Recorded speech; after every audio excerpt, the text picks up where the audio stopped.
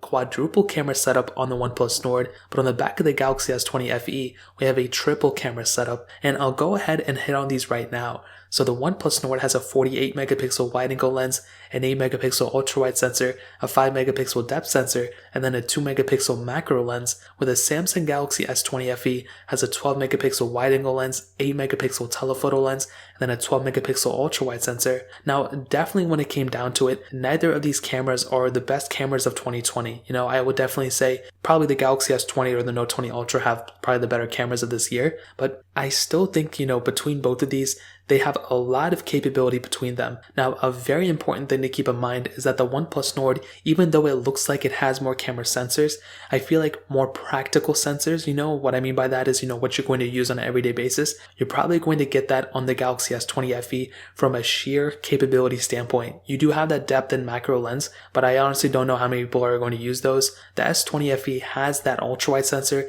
as well as that telephoto lens, which if you use it, that's great. If you don't use it, it doesn't matter, but at least you have that capability of doing so. The OnePlus Nord does not have that capability, which is something that is very important to note, and that is just in the camera sensors themselves. Now, actual quality, first of all, you can do 4K at 30 on both phones, but you can only do 4K at 60 on the Galaxy S20 FE. So that is another pretty big thing to keep in mind. It's not a deal breaker, but it is something that, you have that capability of doing on the S20 FE. Now, on top of that, I found that the softwares are kind of the same. They have a lot of features built in, and they're going to be getting better over time. But I still think with the Galaxy S20 FE, and it sounds like I'm hyping it up a lot, but that's not necessarily the case. It just happens that the camera sensor is better on this phone. You do kind of have a better looking sensors, in my opinion, on the S20 FE. I feel like the camera quality is better on this device too.